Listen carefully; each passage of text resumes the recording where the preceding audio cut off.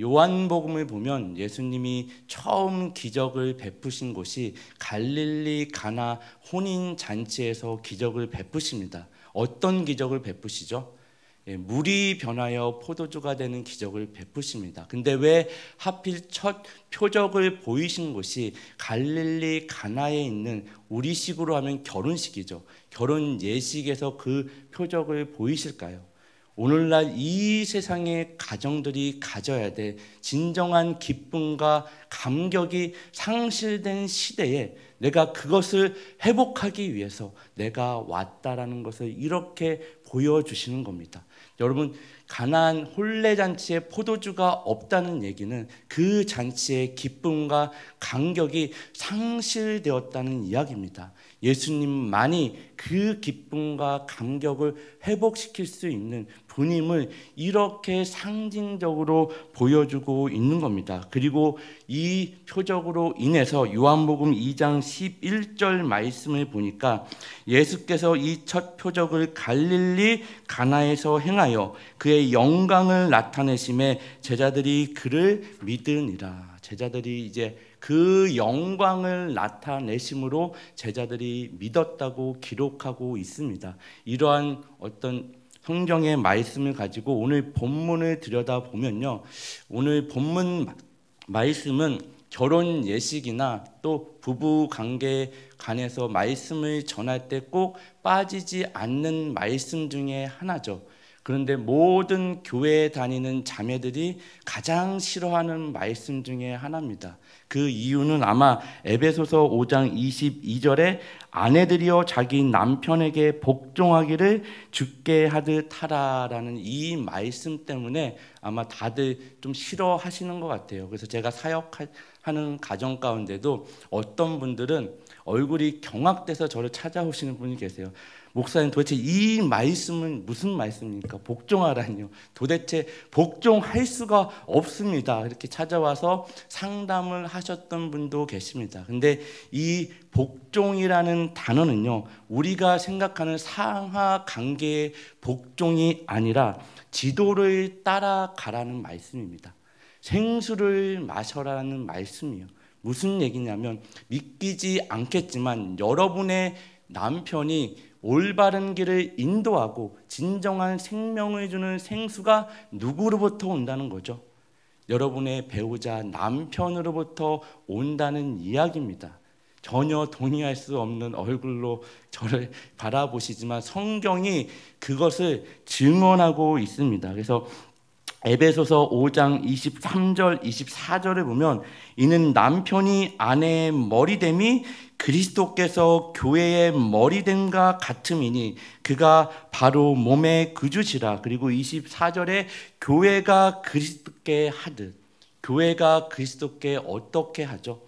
그리스도가 이 땅에 오셔서 길이 없는 곳에 길을 내시고 여기가 길이다, 진리를 알지 못하는 자들에게 이것이 진리다, 아니 내가 진리고 생명이다, 교회가 그리스도께 하듯 아내들은 남편들에게 이렇게 하라는 겁니다. 다른 데 기웃거리지 말고, 다른 데는 길이 없다, 다른 곳은 진리가 아니다, 다른 곳에선 너에게 줄 생수가 없다라는 말씀을 지금 이렇게 하는 겁니다. 그 남편들이 아내의 영광인 줄 믿으시기 바랍니다. 아멘 소리가 작네요. 믿으시기 바랍니다. 이 남편으로부터 여러분들의 생명이 있습니다. 정말 지금 보기엔 목사님 아이고 이러실 수 있지만 그 일들을 이루어 나가실 것입니다. 그리고 마찬가지로 남편들도 동일하게 에베소서 5장 25절에 남편들아 아내 사랑하기를 그리스도께서 교회를 사랑하시고 그 교회를 위하여 자신을 주신같이 하라. 교회를 위하여 자기를 드림같이 하라고 분명히 말씀하고 있습니다. 여러분, 자기 자신의 목숨을 바치는 대상은요, 자기 자신보다 뭐한 거죠? 더 가치 있는 존재죠. 그 남편들이 아내에게 목숨을 바치듯이 교회가 그렇게 하라는 이야기입니다. 정말 자기의 목숨을 바치는 더 귀한 존재로 여기라는 이야기죠. 그리고 22절에 아내들이여 자기 남편에게 복종하기를 주께 하듯 하라라는 이 한글 번역으로 된 성경은요, 사실 복종이라는 단어가 헬라어 원문에는 사실 없습니다. 왜냐하면요, 여러분 에베소서 5장 21절 말씀을 한번 같이 읽어볼까요? 에베소서 5장 21절 뭐 볼 거 없이 여기 있습니다. 네, 그리스도를 경외함으로 피차 복종하라. 그리스도를 경외함으로 피차 뭐하라고요? 복종하랍니다. 그래서 아내들이여가 나오는 거죠. 그리고 복종하는 그 대상이 누구죠? 서로 복종하는 겁니다. 이 복종은 상하 관계가 아니라 동등한 가치를 가진 하나님의 형상, 또 다른 하나님의 형상이 만나서 가정을 이름으로 그리스도를 경외함으로 피차 복종하라라는 말씀입니다. 그래서 에베소서 5장 22절에 아내들이여 자기 남편에게 복종하기를 그 21절에 종속되는 말씀입니다. 그래서 여러분들이 싫어하신다면 아내들이여를 남편들이여로 바꿔도 전혀 문제가 되지 않습니다. 피차 복종하는 관계죠.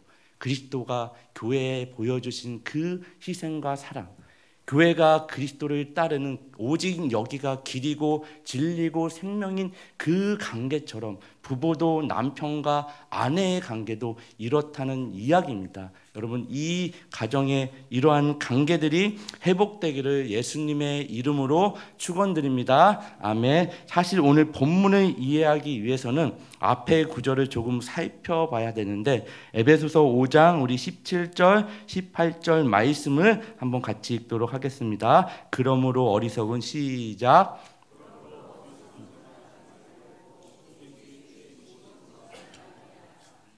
그렇지 하지 말라. 이는 방탕한 것이니 성령의 충만함을 받으라 하시고 그리고 나서 뭐가 나오는 거죠? 그리스도를 경외함 같이 피차 복종하라가 나옵니다. 성령의 충만함을 받으래요. 그 앞에 뭐가 나오죠? 술 취하지 말고. 여러분, 술 취한다라는 성경이 이야기하고 있는 가장 특징이 뭐죠? 제가 몇 번 말씀드렸죠. 술 취한 사람들은 올바른 생각을 할 수 있나요? 올바른 생각과 사고를 할 수 없죠. 책임 있는 말을 할 수 없죠. 책임 있는 행동을 할 수 없습니다. 술 취하지 말라는 말씀은 그리스도인으로서 하나님의 자녀로서 올바른 생각과 사고를 할 수 없는 상태, 하나님의 자녀로서 책임 있는 그 삶을 살아낼 수 없는 상태를 술 취하지 말라라고 이렇게 기록하고 있는 겁니다. 방탕한 것이래요. 하나님이 없는 것이죠. 방탕은 모든 시간, 모든 장소에 하나님과 상관없이 보내는 시간을 방탕 낭비라고 그럽니다. 오직 너희는 뭐라고요? 성령의 충만함을 받아야지만 그리스도를 경외함 같이 남편과 아내의 관계가 서로 피차간에 뭐하는 관계예요? 사랑으로 끌어안는 관계가 될 수 있다는 것입니다. 갈라디아서 우리 5장 22절 23절 너무나 잘 아는 말씀이죠. 오직 성령의 열매는 사랑과 실학과 화평과 오래 참음과 자비와 양성과 충성과 온유와 절제니 이 같은 것을 금지할 법이 있나요, 없나요? 금지할 법이 없대요. 여러분, 성령의 충만함이 여러분의 무너져 내린 정말 참된 기쁨과 어떤 감격이 상실된 가정에 이러한 성령의 열매들이 나타나야 됩니다. 사랑과 실학과 화평과 오래 참음과 자비와 양성과 충성과 절제와 온유 같은 것들은 여러분의 가정 안에서 남편과 아내 사이에 이러한 것을 만들어낼 수 없으면요, 여러분 어디 가서도 이러한 것을 만들어낼 수 없습니다.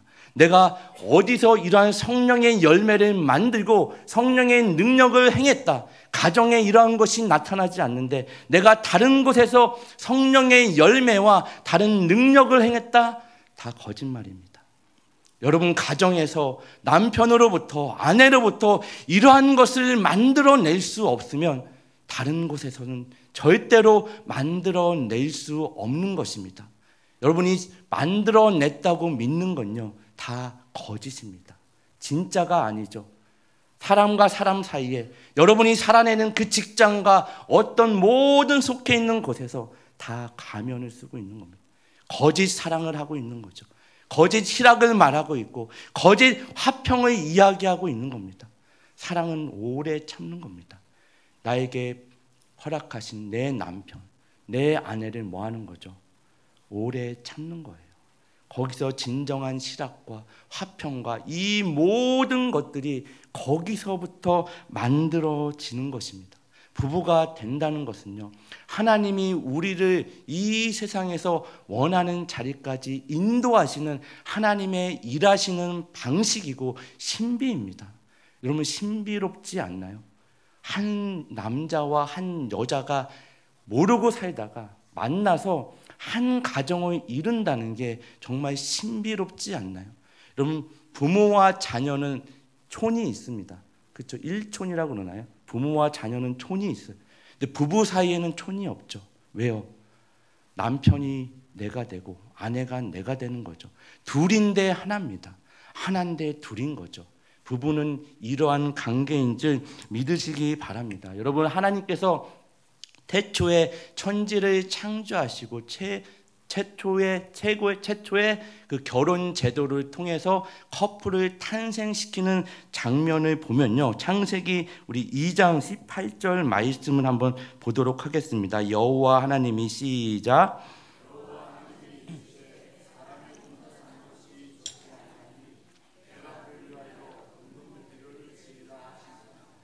아멘. 분명히 하나님이 천지를 창조하시고 아담까지 지으시고 보기에 뭐 했다 그러죠?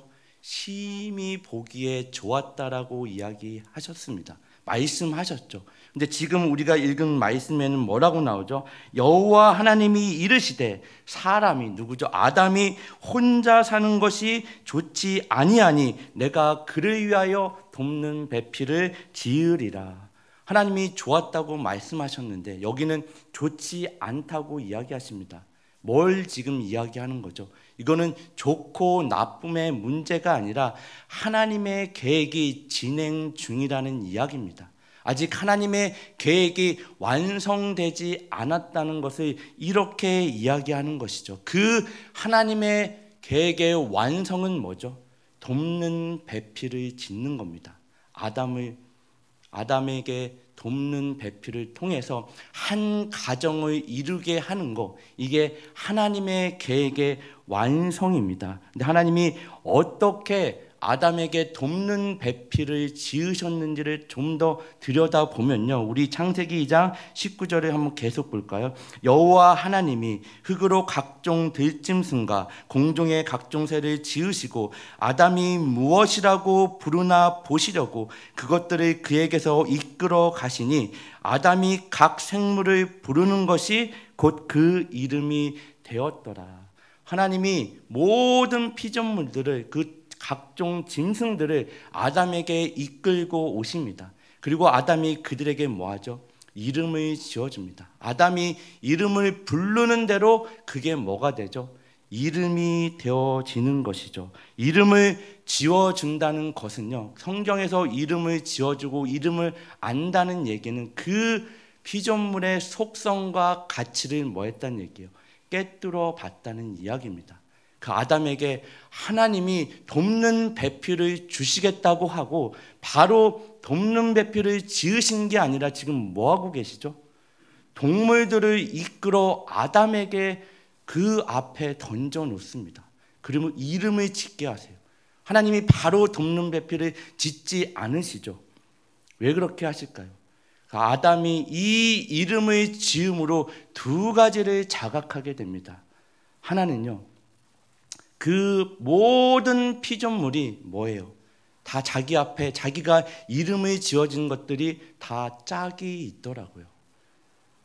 자기만 짝이 없는 거예요. 여러분, 교회에 나오시는 싱글들은요, 이걸 자각하셔야 됩니다. 교회에 올 때마다 그 커플들을 바라보시면서 왜 나는 짝이 없지? 이거를 자각하시고 하나님께 기도하셔야 됩니다. 여러분, 아담이 이걸 자각합니다. 그리고 또 다른 자각은요, 다 짝이 있지만 그가 이름을 지어졌다는 건 뭐죠? 그의 속성과 가치를 알았다는 이야기죠. 근데 그 어느 것 하나 자기하고 격이 맞는, 자기 짝이 될, 배필이 될 만한 존재가 없더라고요.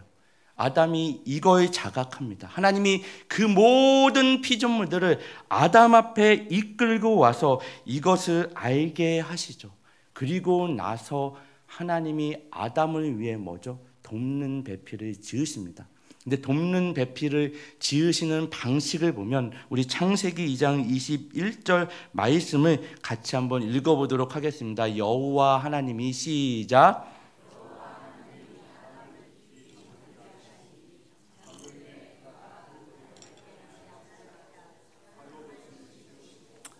이 말씀은요, 성경 전체에서 굉장히 중요한 말씀입니다. 여러분, 성경에서 아담은 어떤 존재죠?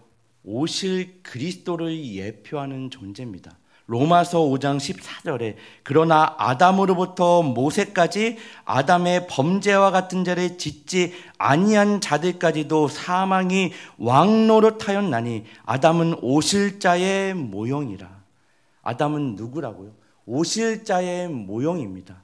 그 오실 자가 누구죠? 예수 그리스도죠. 성경의 아담은 오실 예수 그리스도를 예표하는 인물입니다. 그래서 예수 그리스도를 둘째 아담, 마지막 아담이라고 성경은 이야기하는 것입니다. 그리고 여기서 잠들게 하시죠. 여러분, 성경에서 잠들게 했다는 얘기는 무슨 얘기냐면 죽였다는 이야기입니다. 왜 죽이셨을까요? 여러분, 시편에 가면 여호와께서 그 사랑하는 자들에게 뭘 주시죠? 잠을 주십니다. 여기 1차적인 메시지도 있지만 더 중요한 메시지는 뭐죠? 이 사랑하는 자가 누구죠? 예수 그리스도가 요단강에서 세례를 받으실 때 하늘 문이 열리고 하늘에서 소리가 있어 뭐라고 말씀하시죠? 이는 내 사랑하는 자요, 내 기뻐하는 자다. 성경에서 사랑하는 자는 누구예요? 예수 그리스도를 이야기하죠. 여호와께서 그 사랑하는 자에게 뭘 줘요? 잠을 주십니다. 그 잠이 지금 창세기 2장 우리가 읽은 아담을 잠들게 하신 겁니다. 이것은 예수 그리스도가 이 땅에 오셔서 어떻게 십자가에서 죽으실지, 그리고 부활하셔서 우리를 어떻게 구원하시고 무너져 내린 가정들을, 정말 기쁨과 어떤 감격이 상실된 가정을 어떻게 구원하셔서 회복시키시는지를, 그 그림을 이렇게 설명하는 겁니다. 아담을 잠들게 해서, 그리고 그의 살을 갈라 뭘 꺼내죠? 갈빗대를 하나 꺼냅니다. 여러분, 갈빗뼈는요, 갈빗대는 신약으로 오면요 이렇게 번역이 됩니다. 여러분, 갈비가 어디에 있죠? 옆구리죠. 신약으로 오면 옆구리로 번역이 됩니다. 우리 요한복음 19장 34절에 보면 그중 한 군인이 창으로 옆구리를 찌르니 곧 피와 물이 나오더라. 누구를 찔렀죠? 예수 그리스도를 찌릅니다. 그리고 요한복음 20장 20절 25절도 이 말씀을 하시고 손과 옆구리를 보이시니 제자들이 주를 보고 기뻐하더라. 25절에도 다른 제자들이 그에게 이르되 우리가 주를 보았노라 하니 도마가 이르되 내가 그의 손에 못자국을 보며 내 손을 그 옆구리에 넣어보지 않고는 믿지 아니하겠노라 하니라. 이 창세기에서 아담을 잠재우시고 갈빗대를 꺼내 정말 돕는 배필을 지으는 이 그림은 장차 오실 예수 그리스도, 그분이 십자가의 길을 가시고 십자가의 죽으심으로 이 땅에 뭐가 탄생하죠? 교회가 탄생합니다. 교회는 항상 성경에서 뭘 의미하죠? 신부의 이미지죠.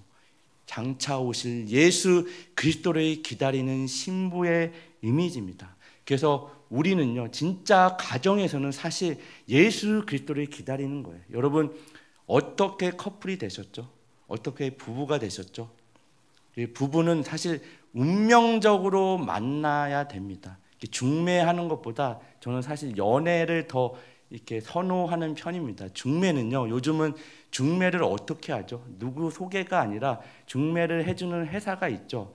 그래서 거기에 자기의 인포메이션을 넣으면 내가 몇 점이고 내 레벨이 어떻게 되는지가 나와서 동등한 레벨이 있는 사람들끼리 만듭니다. 여러분, 결혼이 그렇게 하는 걸까요?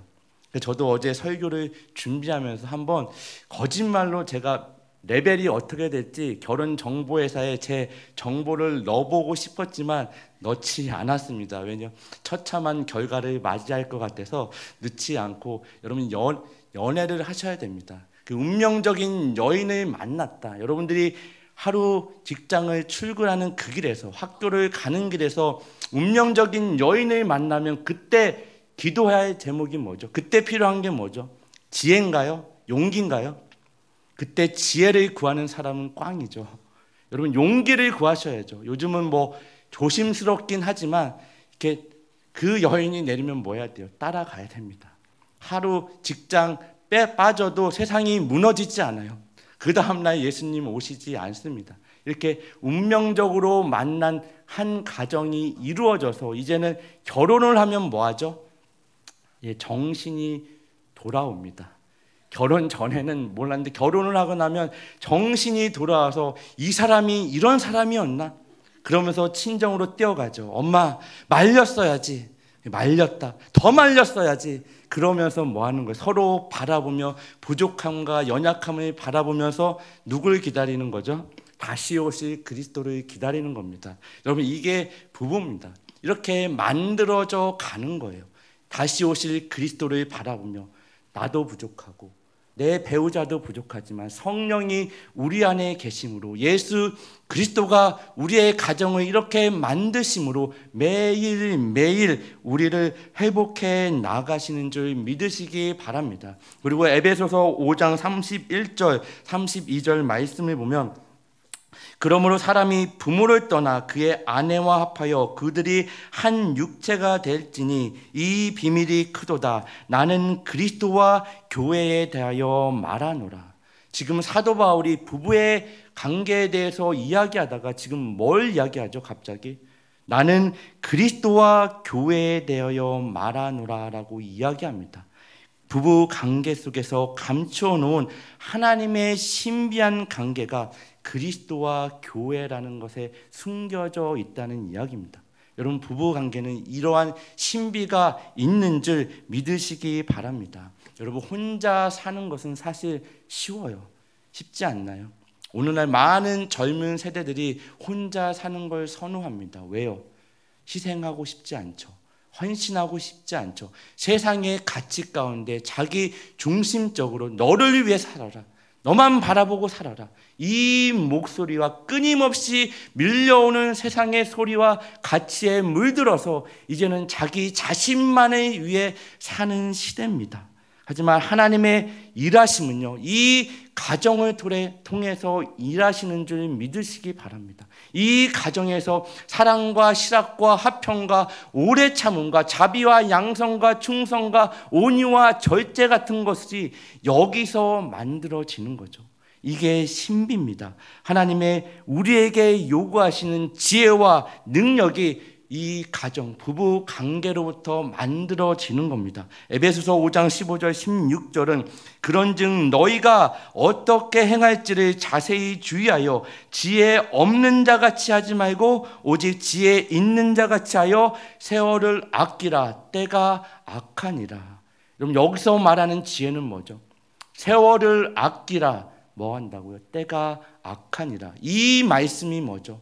오늘을 살라는 이야기입니다. 오늘은 누구와 살라는 이야기죠? 여러분 옆에 있는 남편, 여러분 옆에 있는 아내와 주어진 그 오늘을 그리스도와 연합한 교회와 그리스도와 관계처럼 그러한 것들을 만들어내며 주어진 오늘을 살라라는 말씀이 지혜입니다. 왜요? 때가 악하다고 이야기하죠. 여러분들이 그 악한 세상의 중심에서 이러한 가정의 회복을 보여주셔야 됩니다. 가정에서 이러한 것들이 회복되지 아니하고 보여주지 않으면요, 세상에 빛과 소금의 역할을 감당할 수 없습니다. 가정에서 내 자녀에게, 내 배우자에게, 내 아내, 내 남편에게, 내 부모에게 빛과 소금의 역할을 하지 못하는데, 그럼 세상에 나가 어떻게 빛과 소금의 역할을 할 수 없는 일입니다. 여러분, 가정으로부터 이러한 일이 일어나기를 예수님의 이름으로 축원합니다. 그리고 에베소서 5장 1절 2절 말씀을 보면, 그러므로 사랑을 받은 자녀같이 너희는 하나님을 본받는 자가 되고 그리스도께서 너희를 사랑하신 것 같이 너희도 사랑 가운데서 행하라. 그는 우리를 위하여 자신을 버리사 향기로운 제물과 희생 제물로 하나님께 드리셨느니라. 아멘. 여기서 우리는 자꾸 예수 그리스도의 어떤 희생, 헌신에 주목하다 보면 뭘 놓치냐면 그리스도와의 연합을 놓칩니다. 물론 예수 그리스도가 희생 제물로 죽기까지 순종하셨죠. 하지만 뭘 위해서 그렇게 하셨죠? 하나님과 우리를 묶어놓기 위해서 그 일을 하십니다. 그리스도의 연합. 우리는 다 하나님에게 묶인 자들입니다. 그리스도로 인해서 저와 여러분은 하나님께 묶인 자들입니다. 여러분이 살아내야 되는 모든 삶의 자리에서 여러분이 늘 원망하는 그 모든 것까지, 못난 것, 내가 연약한 부분, 그 모든 것까지 누구랑 묶어 있는 거죠? 하나님과 묶여 있는 존재인 줄 믿으시기 바랍니다. 그래서 약할 때 뭐예요? 강함 되시는 겁니다. 나의 약함이 내가 그리스도로 인해서 하나님과 묶여있는 존재이기에 나는 약하지만 하나님은 강하시기에 나의 약함을 드러내셔서 강함으로 하나님의 일하심을, 그 역사를 이루어 가시는 그 현장이 가정이라는 오늘 본문의 말씀입니다. 남편과 아내된 자들에게 주어진 말씀인 줄 믿으시길 바랍니다. 이것이 교회이고 그리스도의 몸이죠. 우리는 성화라고 여러분 들어보셨나요? 신학적 용어로 우리가 칭의, 성화 이런 이야기를 합니다. 구원받은 자들이 마땅히 그리스도의 장성한 분량까지 자라나는 걸 우리는 성화라고 합니다. 매일매일 성장하는 거죠. 자라나는 거죠. 근데 각 교단마다 여러분 장로교가 있고 감리교가 있고 침례교가 있고 오순절이 있고 신비주의 여러 교단이 있습니다. 근데 중요한 건 각 교단마다 이 성화에 대한 정의가 조금씩 다릅니다. 저와 여러분이 믿는 개혁교단, 우리 장로교는 개혁교단입니다. 개혁주의라고도 하죠. 장로교에서 정의하는 성화는요, 그리스도와의 연합입니다. 너무나 중요하지 않나요? 그리스도와의 연합. 여러분, 성화는 여러분이 성장하는 거, 하나님이 원하는 자리까지 나가는 그 일은요, 그리스도와의 연합이 없이는 절대로 일어날 수 없는 일입니다. 여러분, 그 일을 위해서 여러분의 가정을 만드시고 하나님이 그 가정을 통해 일하시는 방법을 가정을 통해 일하신다고 이야기하는 거죠. 여러분, 아무리 노래를 잘하는 사람도요, 우리 찬양대에 나와서 잘하시죠. 제가 보니까 저도 음악을 전공한 사람은 아니지만 인원에 비해서 굉장히 수준 높은 찬양을 하시는 것 같아요. 근데 아무리 찬양을 잘하는 사람도 혼자서 화음을 넣을 수 있나요? 화음을 넣을 수 없죠. 혼자서는 절대로 화음을 넣을 수 없습니다. 마치 부부 사이가 이렇다는 것이죠. 혼자서는 만들어낼 수 없는 것, 혼자서는 절대로 생산해낼 수 없는 것을 이 가정에서 남편 된 자들로서, 아내 된 자들로서 이렇게 만들어내라고 오늘 우리에게 이 말씀을 주시는 겁니다. 여러분, 결혼식을 할 때 뭘 하죠? 서약을 합니다. 다 하셨나요? 결혼하신 분? 안 하셨나요? 안 하고 그냥 사셨나요? 다 결혼하면 서약을 하죠. 하지만 이 서약대로 서약을 지키며 살기는 굉장히 어렵습니다. 좀 살아보니까 어렵지 않나요? 멋모르고 서약할 때는 그냥 좋아서 이래도 좋고 저래도 좋고 해서 했는데 막상 하고 제정신이 돌아오니 뭐예요? 지킬 수 없는 것들이죠. 어떻게 지금까지 여러분 살아오셨어요? 우리가 이 서약을 지킬 수 있는 유일한 방법과 근거는요, 예수 그리스도를 바라보는 방법밖에 없습니다. 예수 그리스도가 이 땅에 오셔서 죽기까지 우리를 사랑하셔서 우리와 함께 하시겠다고 서약하셨죠. 우리와 영원히 함께 하십니다. 어떤 상황, 어떤 조건, 어떤 인간 궁상이라도 내가 너와 함께 하겠다. 예수 그리스도께서 서약하십니다. 그 서약하신 예수 그리스도를 바라볼 때 우리는 결혼 안에서 서약한 그 일들을 지킬 수 있는 자들입니다. 우리의 능력으로는 안 되죠. 우리의 어떤 실력으로는 도대체 지킬 수 없는 것들입니다. 예수님을 바라봐야 하는 이유가 여기에 있는 줄 믿으시기 바랍니다. 우리의 가정들이 정말 결혼식의 이 선서는요, 뭘 이야기하는 거죠? 나는 이제 이 사람의 남편이다. 나는 이제 이 사람의 아내이다. 여러분, 교회에서 세례를 왜 앞에 나와서 하죠? 나는 이제 예수 그리스도의 사람이다. 이제 하나님의 자녀다는 것을 공포하는 거죠. 결혼식도 동일하게 수많은 사람들 앞에서 선서하고 공표하는 것들은 이제 나는 이 사람의 아내이고 나는 이 사람의 남편이다를 선포하는 겁니다. 그리고 그 자리에 있는 자들이, 그 사람들이 다 뭐죠? 증인인 줄 믿으시기 바랍니다. 성령 충만해야지만, 성령님이 그 우리 가정을 충만히 채워주시고 만져주셔야만 우리가 만들어낼 수 있는 것들을 만들어내는 줄 믿으시고, 주어진 그 하루를, 때가 악한 이때에 세월을 아끼라는 말씀처럼 오늘을 여러분의 배우자와 함께 살아내는 저와 여러분 되기를 예수님의 이름으로 축원합니다.